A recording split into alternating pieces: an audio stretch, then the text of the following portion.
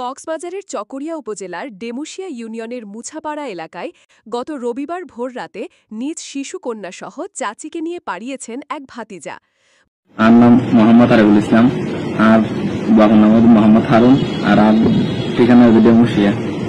ভুক্তভোগী পরিবার সূত্রে জানা যায়, প্রবাসে থাকা রবিউল হাসান বাদলের স্ত্রী ২৪ বছর বয়সী জান্নাতুল মাওয়া এলি একই এলাকার আত্মীয় হারুনুর রশিদের ২৭ বছর বয়সী ছেলে আরিফুল ইসলামের সঙ্গে দীর্ঘদিন ধরে পরকীয়ার সম্পর্কে জড়িয়ে পড়েন।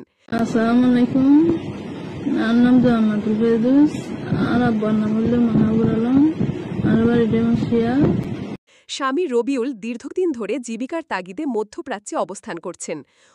আরা কিন্তু এখন শাশুদার্থিজা নয়, আর ওই যে পাড়া প্রতিবেশী বহুত দূর। আর উল্লাই আল্লাহ দীর্ঘদিন ধরে সম্পর্ক আছিল, মানে গত ৩-৪ বছর ধরে। অভিযোগকারী আব্দুল আজিজ বলেন, এই অবৈধ সম্পর্ক আমরা আগেও টের পেয়েছি। একবার স্থানীয়রা দুজনকে আপত্তিকর অবস্থায় ধরেও ফেলে, তখন সামাজিকভাবে সালিশের মাধ্যমে বিষয়টি নিষ্পত্তি করা হয়। ওর সংসারে ওর স্বামী ওর শ্বশুর বাড়ির বেশি জ্বালা জ্বালাইতো, এর কারণে ওরা লইরা আগিয়ে গই। কিন্তু তারপরেও তাদের সম্পর্ক চলমান থাকে। সর্বশেষ ভোর ৪টার দিকে বাচ্চাসহ পালিয়ে গেছে তারা। জান্নাতুল মাওয়া এলি পশ্চিম বাংলাবাজার কোনাখালী ইউনিয়নের বাসিন্দা, মাহবুব আলমের মেয়ে।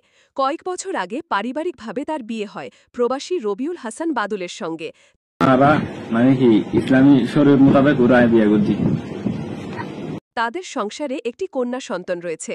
ঘটনাটি এলাকায় ব্যাপক আলোচনার জন্ম দিয়েছে। মানে আরো ওরা বাড়ির মধ্যে বেশি জ্বালাইতো পুরাইতো, তারপরে মানে মাইদের হইতো, তারপরে যায় ও আলো যোগাযোগ নাই, মানে হতাবার্তা না হইতো।